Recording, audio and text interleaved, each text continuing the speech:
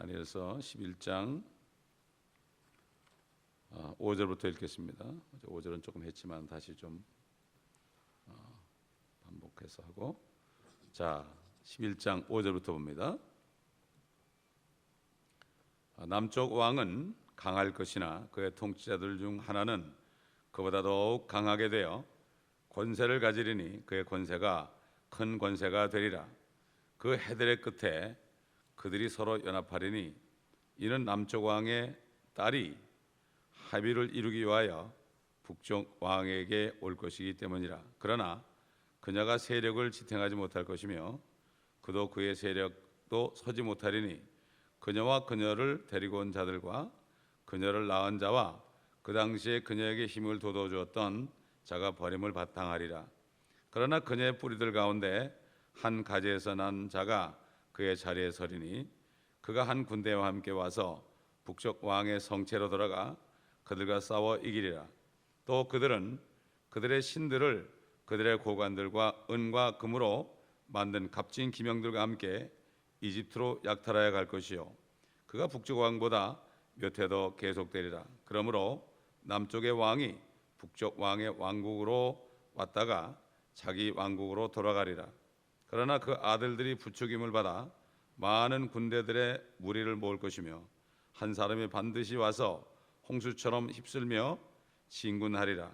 그 후에 그가 돌아와 선동되어 그의 성체에 이르리라. 그러면 남쪽 왕은 화를 내고 나가서 그와 싸우리니 곧 북쪽 왕과 싸울 것이라. 북쪽 왕이 큰 무리를 일으킬 것이나 그 무리가 남쪽 왕의 손에 주어지리라. 남쪽 왕이 그 무리를 사로잡아 갈 때에 그의 마음이 높아져서 수만 명을 넘어뜨릴 것이나 그가 그 일로 힘을 얻지는 못할 것이라. 이는 북쪽 왕이 돌아올 것이며 전보다 더 큰 무리를 일으키고 또 큰 군대와 많은 부를 거느리고 몇 년 후에 반드시 올 것이기 때문이라. 그때 많은 사람이 남쪽 왕을 대항하여 일어설 것이며 네 백성의 강도들도 그 환상을 세우려고 스스로 높일 것이나 그들은 넘어지리라. 그러므로 북쪽 왕이 와서 토르를 쌓고 가장 견고한 성읍들을 취하리라.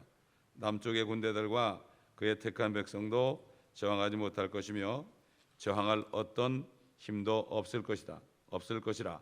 그러나 그를 대적하러 오는 자가 자신의 뜻대로 행할 것이며 아무도 그 사람 앞에 설 사람이 없을 것이라. 그가 영광스러운 땅에 설 것이요 그 땅은 그의 손에 의하여 진멸되리라. 여기까지 보겠습니다.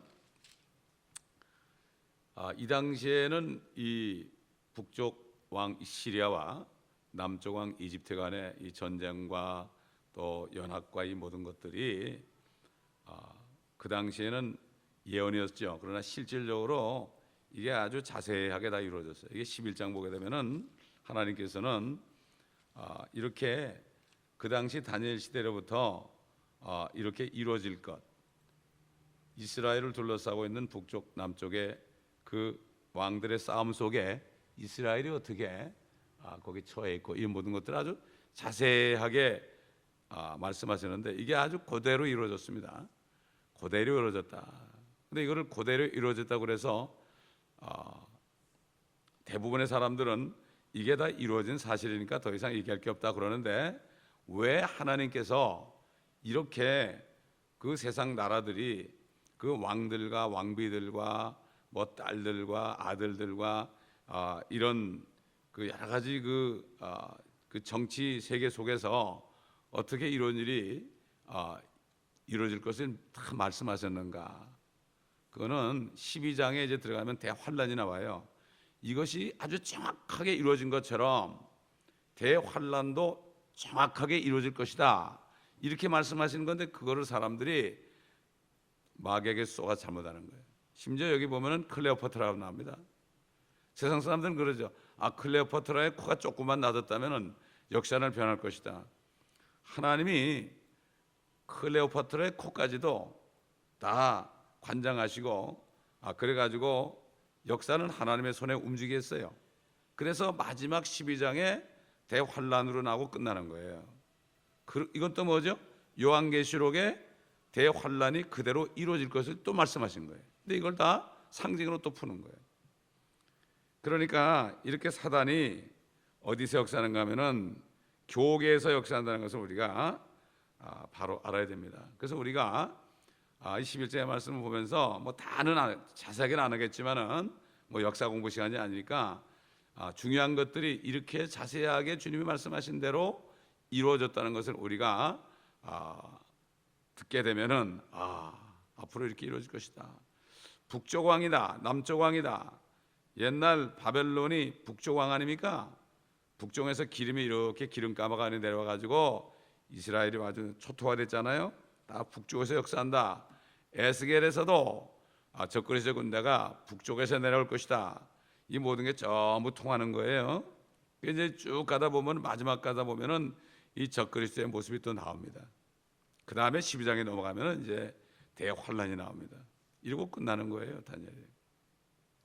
그래서 다니엘에게는 요한계시록을 앞으로 쓰게 하실 하나님께서 미리 다니엘을 통해서 이런 일이 있을 것을 미리 말씀하시고 나중에 오랜 후에 2000 몇백 년 후에 요한을 불러가지고 다니엘에게 보여주신 게 마지막 그 대환란을 자세하게 보게 하시고 그것을 해서 성경이 끝이 나게 한 겁니다. 그 때문에 마지막 대환란이 끝이 나면 세상은 끝이 나는 거거든요. 이게 끝이 나는 거예요. 세상 끝이에요, 그게. 그렇기 때문에 마지막 한 일에 예수님이 십자가에서 죽으실 때가 69일회가 다 끝났고 마지막 한 일회가 이제 연기가 됐죠. 왕이 죽었으니까. 그래서 시계가 멈췄죠. 하나님의 시간표가 딱 멈춰서고 그 멈춘 가운데 우리들을 예수의 피로 구원하신 거예요. 하나님의 자녀로 만드시는 거예요. 이게 보통 은혜가 아닙니다. 그래서 지금 5절 보니까 남쪽 왕은 강할 것이나 그의 통치자들 중 하나는 그보다 더 강하게 되어 권세를 가지리니 그의 권세가 큰 권세가 되리라.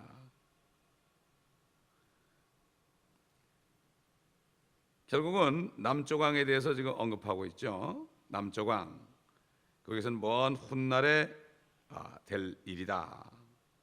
그리고 남쪽과 북쪽 왕국만이 영광스러운 땅 팔레스타인 땅에 위치해 있기 때문에 하나님께서는 하나님의 모든 말씀의 초점은 이스라엘이기 때문에 이 두 나라에 대해서만 말씀하시는 거예요. 다른 나라 또 두 나라도 있지만은 요 북쪽 왕과 남쪽 왕에 대해서 이렇게 하시는 것은 앞으로 대환란 때에 결국 이들이 결국 주체가 된다는 것을 말씀하기 위해서 하는 거죠.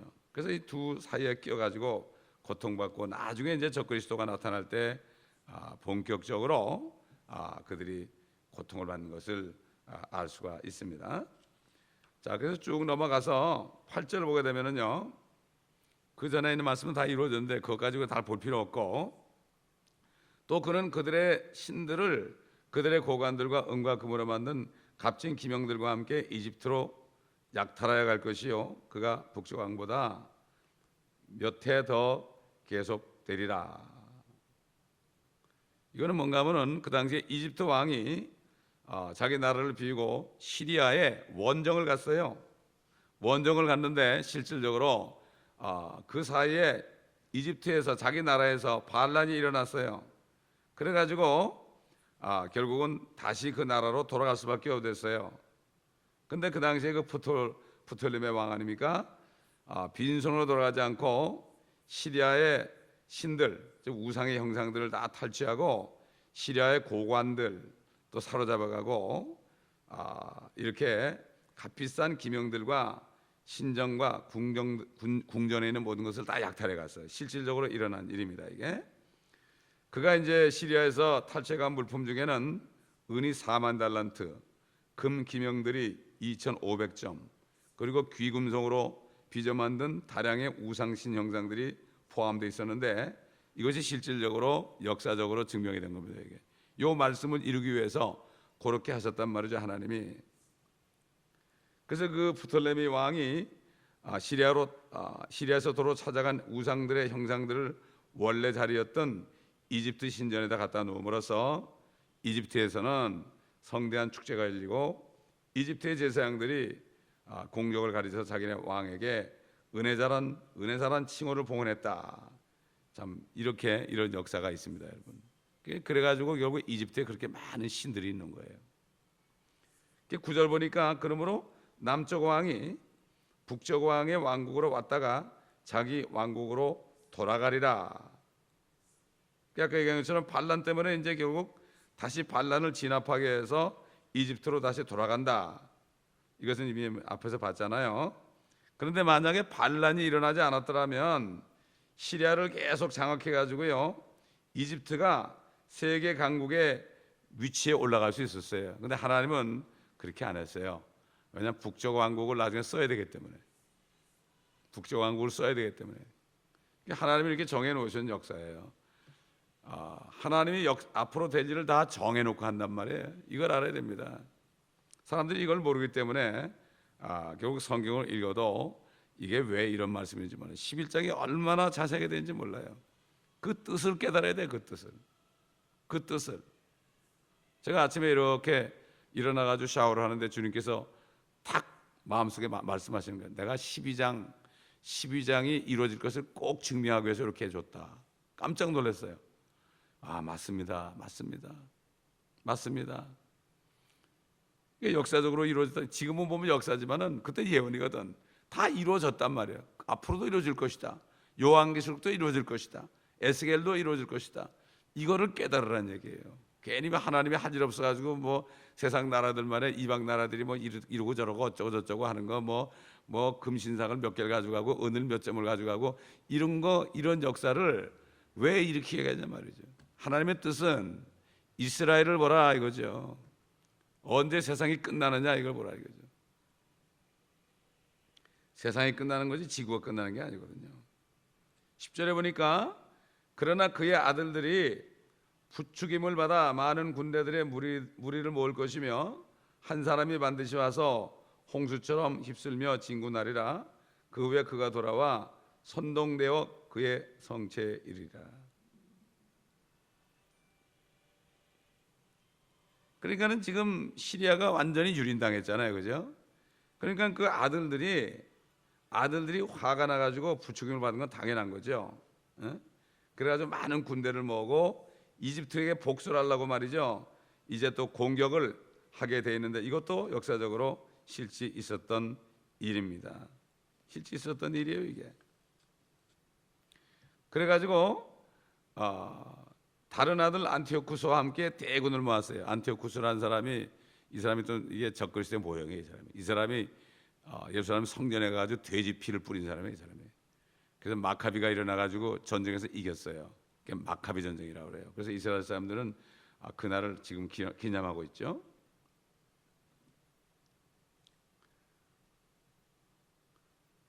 이렇게 해가지고 그 보면 한 사람이 반드시 와서 10절에 보면 반드시 와서 홍수처럼 휩쓸며 진군하리라 이렇게 예언되는데 그 한 사람 이게 바로 안티오쿠스입니다.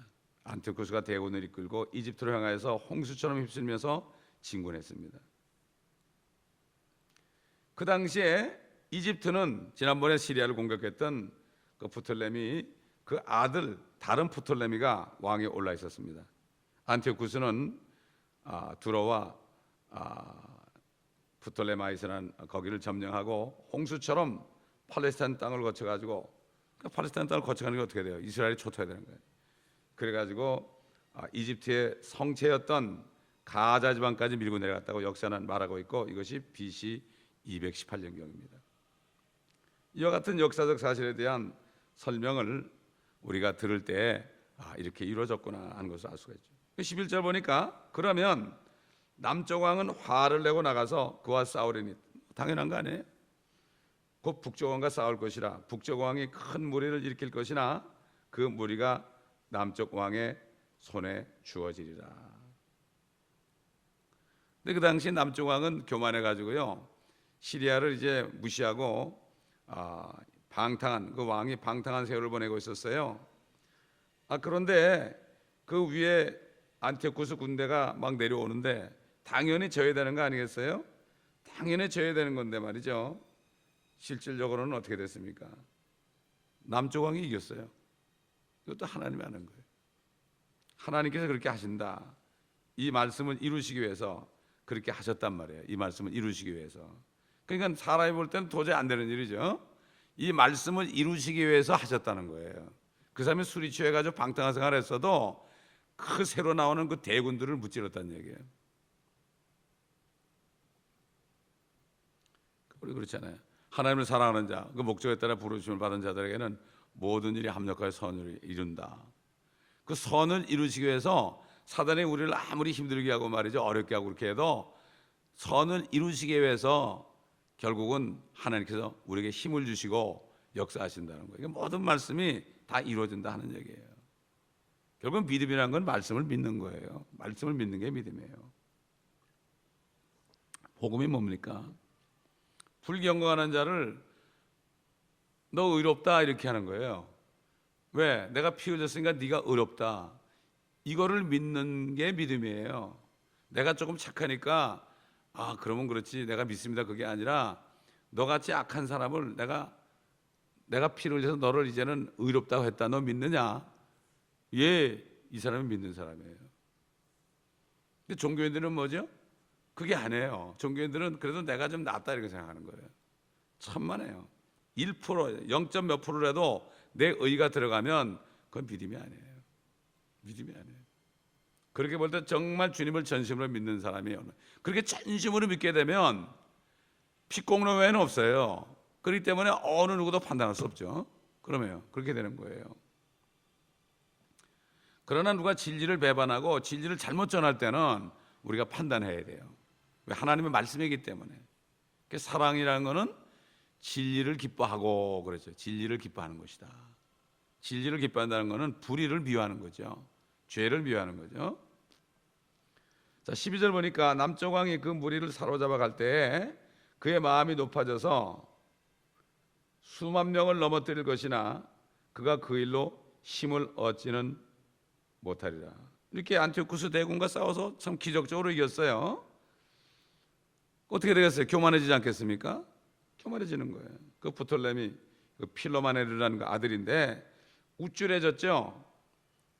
그 어떻게 돼요? 교만은 패망의 선봉 아니에요? 시리아군 수만 명을 넘어뜨리는데 그치지 않고 계속 시리아를 이제 정복할 수도 있었죠. 그런데 이집트는 그 아들 왕, 이 교만한 안이한 태도로 인해서 결국 또 한 번 기회를 놓치고 마는 거죠. 이건 하나님의 계획에 따라 진행되고 결국은 그렇게 입증된 셈입니다.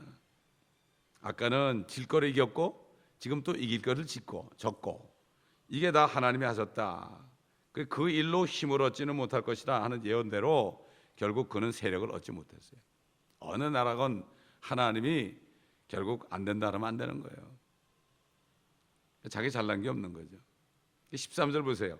이는 북쪽 왕이 돌아올 것이며 전보다 더 큰 무리를 일으키고 또 큰 군대와 많은 부를 거느리고 몇 년 후에 반드시 올 것이기 때문에요. 당연한 거죠. 하나님은 그렇게 하신 거죠. 결국에 보면 싸움이라는 게 이 미움, 증오 때문에 일어나는 거예요. 이게. 증오 때문에. 한번 지면은 또 일어나가지고 또 싸움하고 또 이긴 데는 또 아니라도 또 망하고 그런 거 아니겠어요?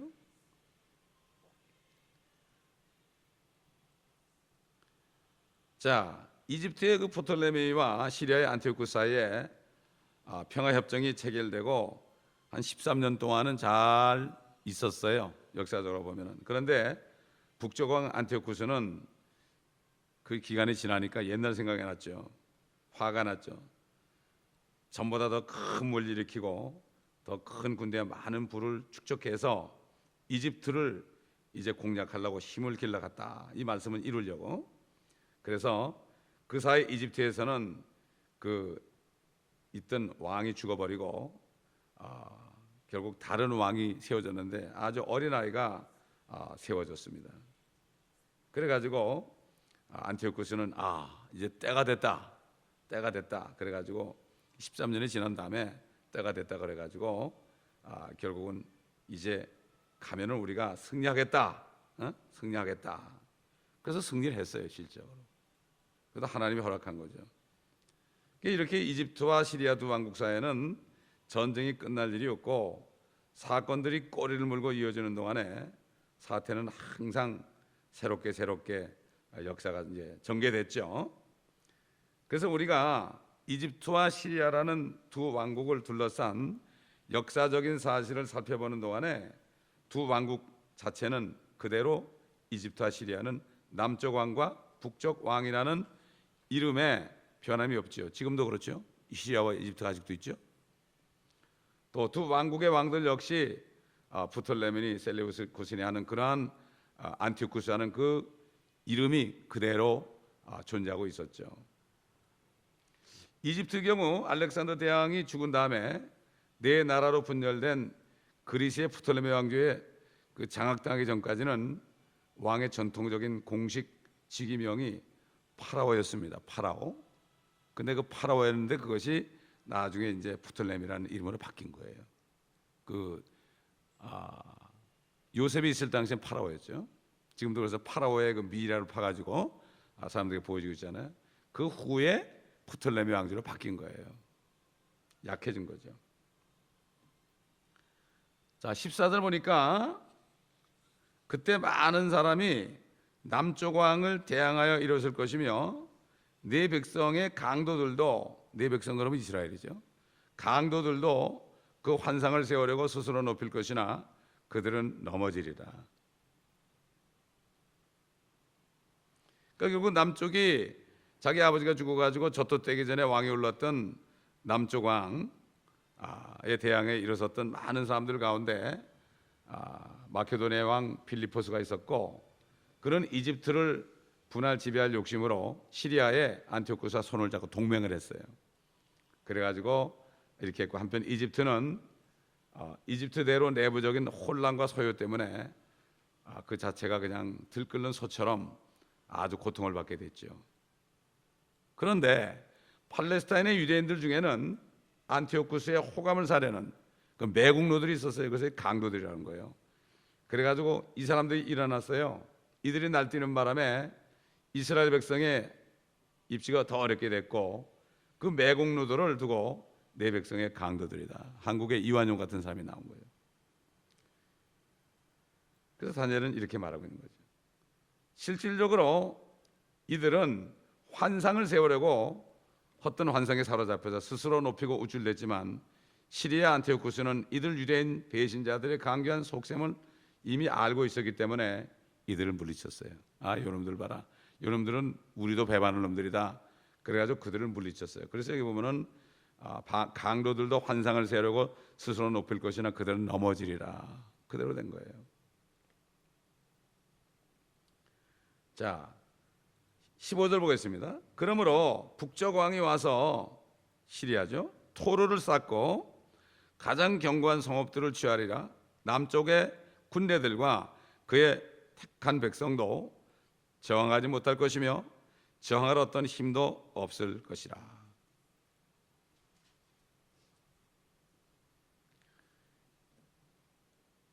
이 당시에 보면 영광스러운 땅으로 이제 그들이 들어가는 게 나오는데요.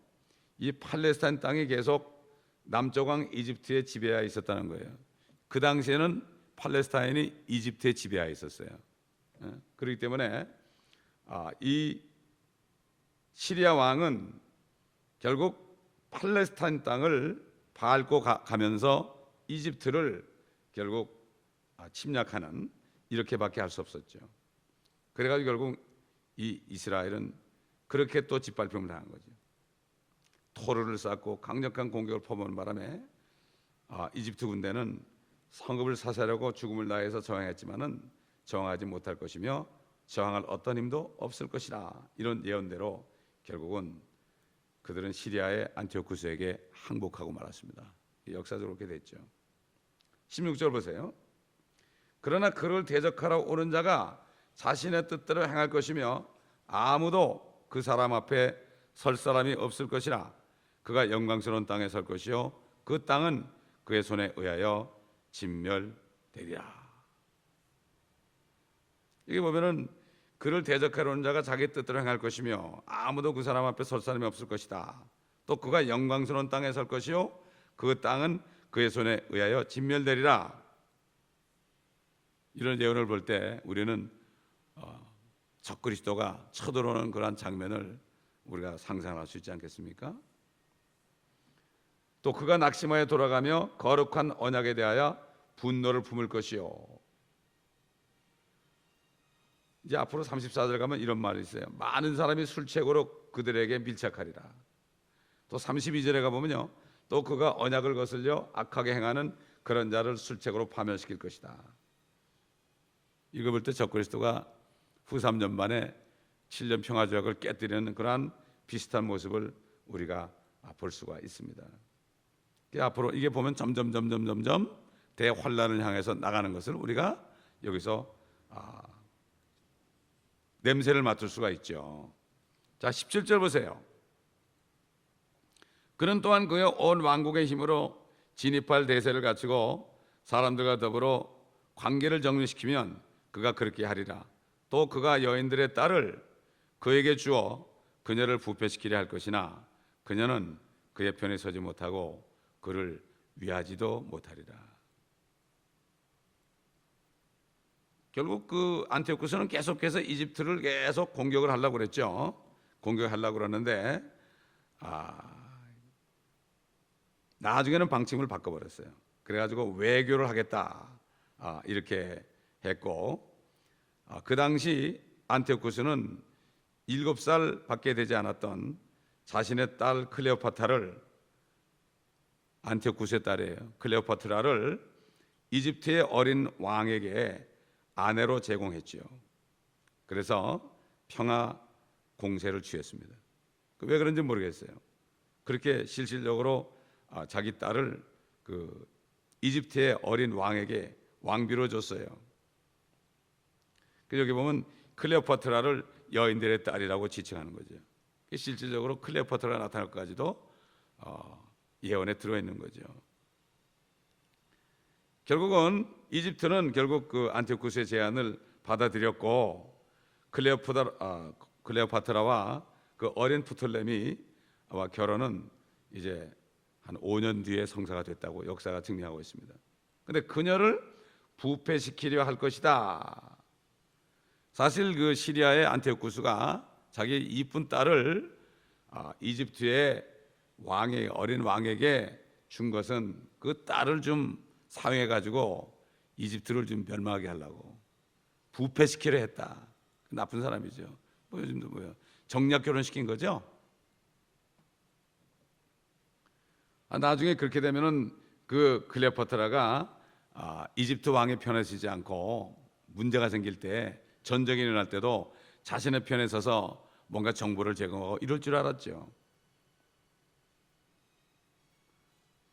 그래가지고 결국 그 아내가, 클레오파트라가 이집트 왕의 그 남편을 배신하게 되면은 사실 그 여인이 부패하게 되는 거 아니겠어요? 이런 목적으로 안티오쿠스가 그렇게 했습니다. 그런데 실질적으로 클레오파트라는 자기 아버지 시리아 왕 안티오쿠스의 기대와는 달리 남편인 프톨레미 편에 서서 이집트를 도왔습니다. 이게 역사적으로 증명되잖아요. 옛날 영화도 나왔었죠. 뿐만 아니라 로마가 자기 아버지 안티오쿠스와의 전쟁에서 승리를 거두자 로마가 자기 아버지하고 전쟁에서 이겼어요. 그 승전을 경축하러 로마까지 가는 남편과 동행하게 됐어요. 그 얼마나 화가 났겠어요. 딸을 좀 사용하려고 하는데 그게 그냥 남편한테 빠져가지고 자기를 배반한 거 아니고 자기가 로마에게 망해가지고 그런데 그 로마에서 결국 이제 전쟁을 이겼다는 승전 파티를 하는데 자기가 자결을 해야지 사실은. 그런데 오히려 거기 자기 남편하고 동행했다. 이게 자기 딸을 부패시키려 했던 안티오쿠스의 강경 계획은 수표로 돌아갔다. 이렇게 역사적으로 실제 일어난 일들이 자세하게 기록되어 있어요. 11장이 얼마나 길어요? 자세하게 기록이 되어 있다니까. 그게 왜 그렇다고요? 이것은 앞으로 일어날 일, 한 일해 동안 일어난 일이 분명히 이루어진다. 이거를 이스라엘 민족들에게 알려주는 거예요. 또한 오늘날 교회 시대는 모든 사람들에게 너희도 거듭나지 않으면 여기 들어간다. 이렇게 알려주는 거예요. 그래서 성경을 자세하게 공부해야 되는 거예요. 자세하게. 공부들을 안 하니까 뭐 어떻게 되는지도 모르고 때가 어느 때인지도 모르고 이렇게 되는 거죠. 그러니까 성경만 알게 되면은 미래 역사를 우리가 자세하게 할 수 있어요. 앞으로 될 일을. 그렇기 때문에 성경은 미래 역사이기 때문에 이 말씀을 배우지 않고서는 깜깜한 흑암 속에 살기 때문에 그날이 도적같이 임할 수밖에 없어요. 그러나 너희는 빛 가운데 있기 때문에 그날이 도적같이 임하지 않을 것이다. 말씀 안에 거할 때 환히 보이기 때문에 장래일을 가르쳐 준다는 게 뭐예요? 우리 앞으로 몇 년 사는 동안에 우리 앞에 있는 일이 아니라 하나님의 뜻이 앞으로 어떻게 이루어지는가, 모든 나라들의 흥망성쇠가 어떻게 이루어지는가, 이것을 우리에게 가르쳐주고, 이제 앞으로도 11장 계속 공부하면서 계속해서 나갈 때 정말 이렇게 이루어졌구나, 이것을 알게 될 것입니다. 기도하겠습니다. 아버지 하나님 감사합니다. 오늘 말씀을 통하여 실질적으로 예언하신 말씀이 자세하게 이루어졌습니다. 이것을 보면서 우리가 정말 모든 말씀이 앞으로 이루어질 것을 깨닫고, 어떤 모든 말씀도, 신약에 있는 모든 말씀도, 우리를 향한 말씀도 100% 이룬 것을 믿는 믿음 가운데서 행할 때 우리가 사단에게 미혹받지 않고 항상 깨어서 기도하며 하나님의 전신갑주를 입고 속지 않는 우리가 되게 도와주옵소서. 이 교회 성도들 모두가 하나님의 전신갑주를 입고 아버지 든든히 서서 사단을 대적하며 정사와 권세와 세상의 어둠의 주관자들과 악한 영들을 대적하여 승리하고, 또 모든 성도들을 위해서 인내로 기도함으로 말미암아 모두가 다 서서 마지막 때 서서 아버지 하나님 마귀를 대적하고 승리하는 모두가 되게 도와주옵소서.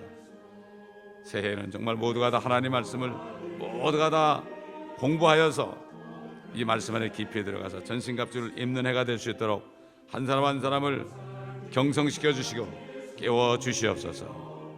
감사드리며 우리 주 예수 그리스도의 이름으로 기도합니다. 아멘.